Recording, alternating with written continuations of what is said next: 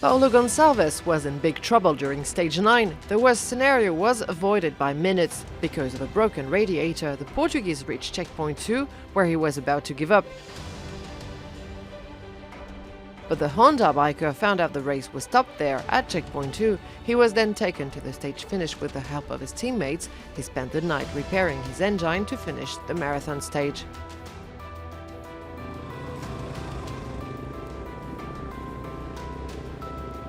In Dakar, Sainz bettered his latest performances and now tops the overall classification.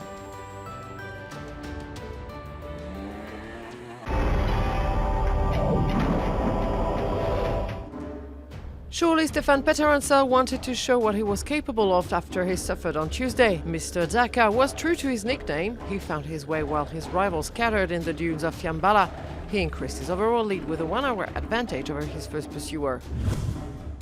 The bike's race was shortened on the way to La Rioja. Stefan SVITKO's stage success had a minor impact on the GC as Toby PRICE controlled his pace for this new marathon stage.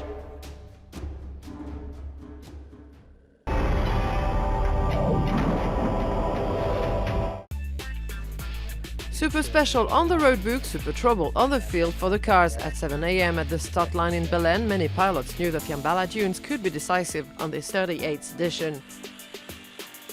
After only 6 kilometers into the special, the relief caused damage to Nasser AL-ATTIYAH. The Qatari's Mini capsized. The title holder was held for 30 minutes in order to put things back in order. In all, he lost 50 minutes in the special and his dream of retaining his crown in Rosario.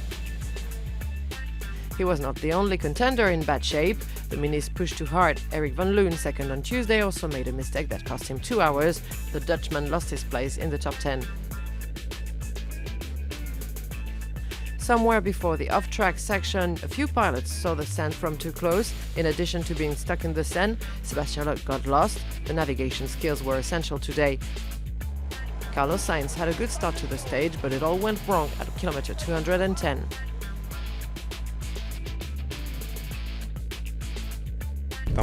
We stopped because we've broken our gearbox. And because it's part of the chassis, we've stopped and we need a new one. The rally is over for us. I don't know if we'll be able to repair it, even with the assistance truck, or if we can continue. The Spaniard had to wait for hours. The car number 303 sinked in the classification. It was an unprecedented slaughter which opened the way to Stéphane PETERHANSEL. Even so, at kilometer 30, the Frenchman also went the wrong way. He got mad as he confessed at the finish line. PETERHANSEL's attacks were audacious, but it paid off. With an 80 km/h average speed, no one could compete and prevent him to grab his 68th Dakar success. The only other Peugeot driver who survived this ordeal was Cyril DESPRES, who came back to life after a difficult first week.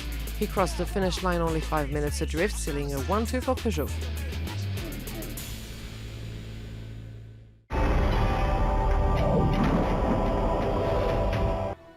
To mark Toby PRICE, that was the answer this Wednesday. The Australian dominated his competitors in the past stages, and the second part of the marathon stage proved them it was not about to change.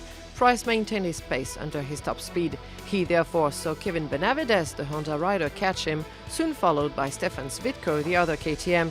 The three men attacked together in the final part of the special in the dunes after a 15-minute break to get cold drinks from an assistance truck.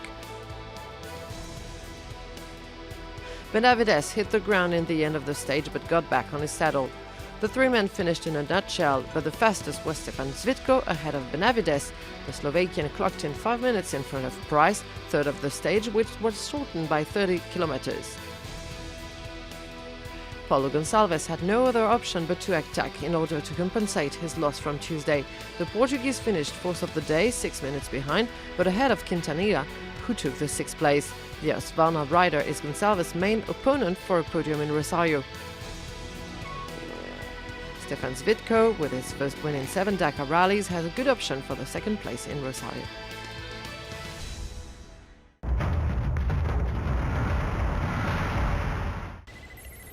He took off a bit later than the other leaders, but arrived before many. Nani Roma finished fourth of the stage, but at the GC the gap between PETERHANSEL and the first Mini X-raid is an abyss. Al-ATTIYAH is 1 hour adrift.